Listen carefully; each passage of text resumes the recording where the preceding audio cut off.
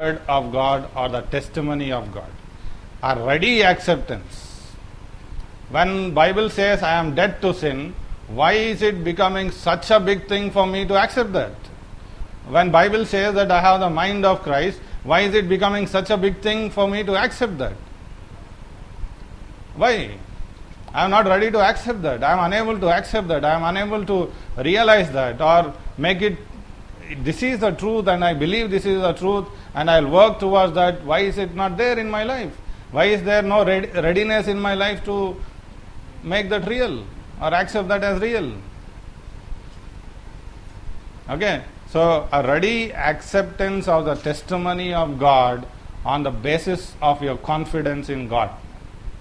Are you able to realize? That ready acceptance only comes through confidence in God.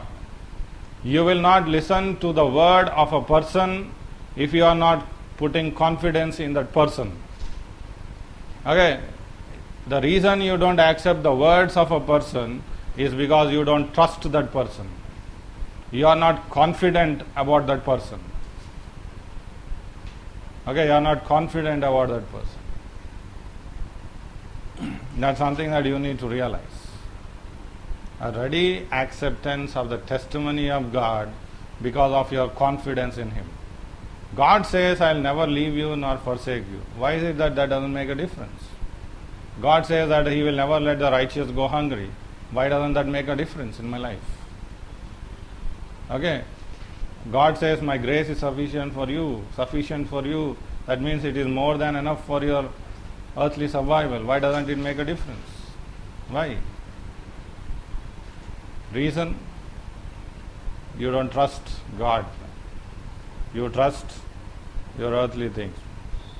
John chapter 6 verse 60.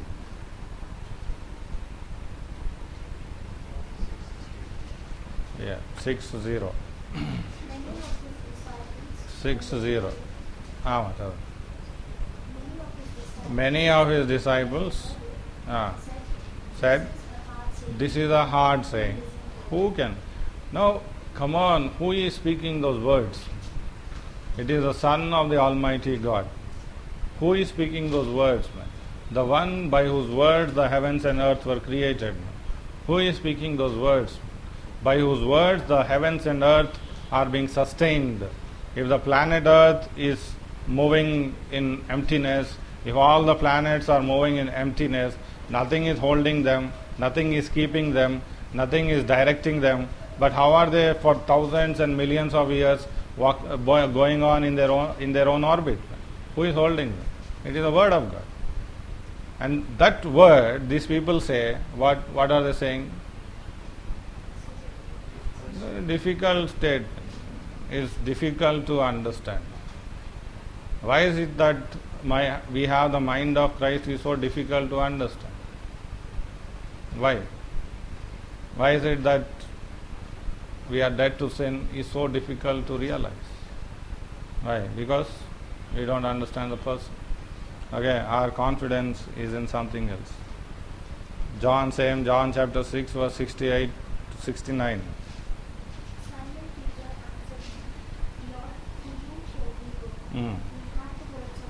Come on. Okay, that's the difference. Though Peter and other disciples did not that much understand what he is saying, they were still able to trust what he is saying because they knew the person. Okay, they knew the person. That if he speaks something, it is the truth. If he speaks something, it is life. If he speaks something, that's only the truth and nothing else. Okay, that is the kind of weight these guys had given to the word of the Lord. That is why, though everybody has left, these guys have not left, because they say, you have the words of life. Okay, you have the words of life. So, a ready acceptance of the testimony of God because of your confidence in Him, that is faith.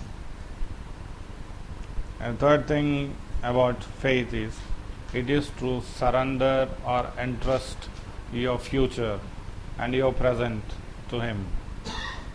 To entrust or surrender your future and your present to Him. That is faith. Come to Ruth chapter 1. I may have dwelt upon these things before, but there is nothing wrong if I dwell on them again. Okay, Ruth chapter 1 verse 9 to 18.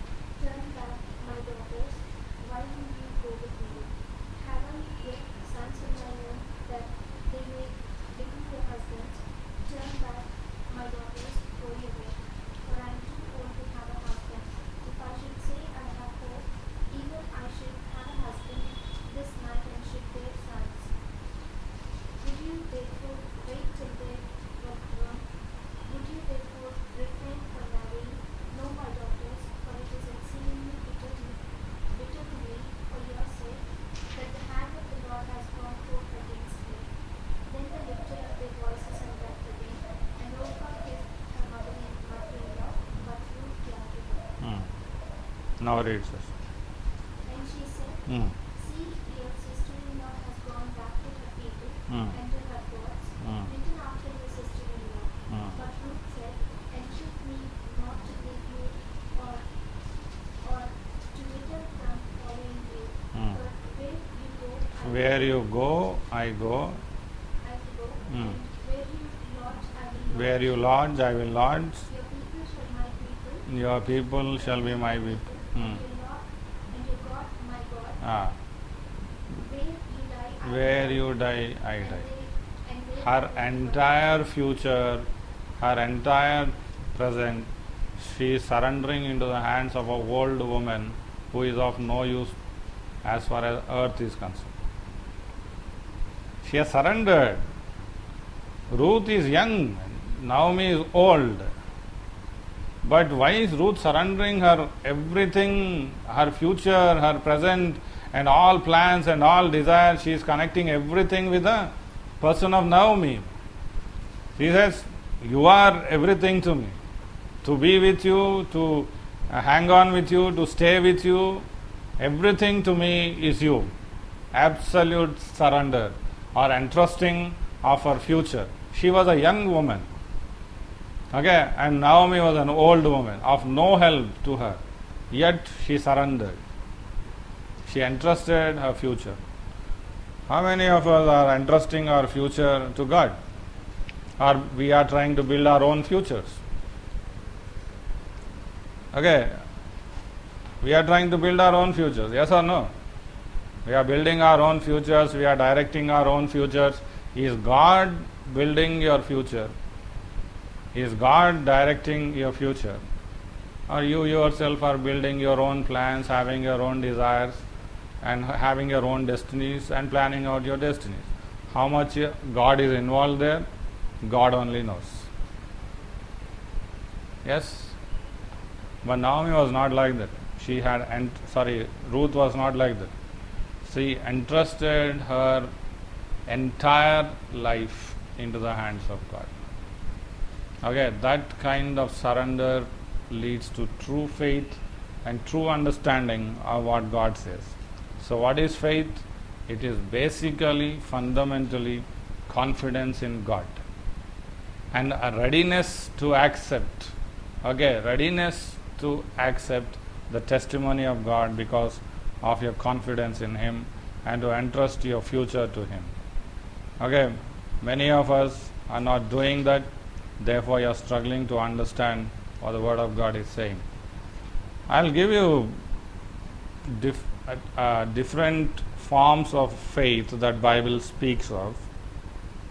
You may find yourself in one of them, or where you are standing in your faith. I pray that the Holy Spirit will speak to each one of you and help you understand where exactly is your faith, or in what state is your faith. Okay, I have 4 different kinds of faith that faith that people had put in the Bible. and we'll try to understand where we are. Okay, first is an intellectual faith. Okay, intellectual faith. What does intellectual faith mean? It means that you accept the truth intellectually. You are not exactly taking the word personally or seriously, but yeah, it seems good, man. It's a new thing that we have come to know. If you will see in Acts chapter 17, where Paul was speaking in the Athens in Greece, they were saying, wow, man, this guy is speaking something new. Okay, some new knowledge he is bringing, some new things he is bringing. So their attachment with the word that they are hearing is just for the sake of knowledge and getting satisfied with knowledge. It has nothing to do with person. It has nothing to do with accepting it personally. It's just a historical fact. Once upon a time, 2000 years ago, long ago, there was a person called Jesus who came on the earth, who died, who was crucified, and he rose again, and that's it. That has nothing to do with my life. So what? A person was there, 2000 years ago he was there. That's what the Bible says. His story looks good. Okay, if you will see in the world, many people, they accept that Jesus Christ was a good man. That's it. That's it. Yes. That is intellectual faith. Nothing to do with your. It's an historical fact. He was a great man. That's it. Come to Matthew chapter 7, verse 26.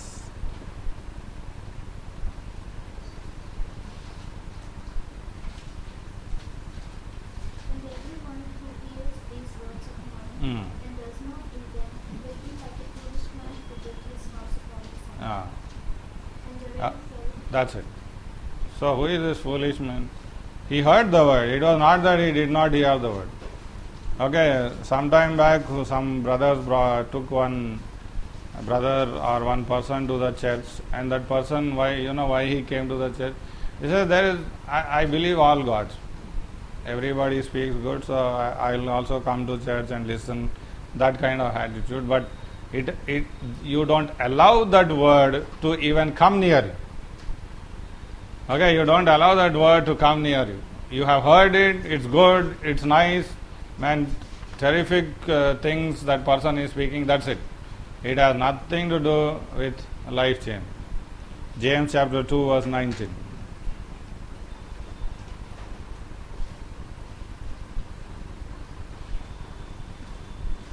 James chapter 2 verse 19. You believe that God is one. Okay, you believe that God is one. Okay, even the devil believes that. So what's the difference, man? Okay, you believe that God is one, even the devil believes that. So what's the difference? You say, I believe, yes, there is God. I believe, yes, God had made heaven and earth. So what? Is it making any difference in you? No. If you are just believing that, what's the difference? Devil also believes. Okay, so if you are just a person who says, I believe that there is a God, so what? It's not making any difference. Intellectual faith. It's a nice knowledge, nice things they are speaking, good things they are speaking. That's it. Okay, that's it. Acts chapter 26 verse 27 to 28.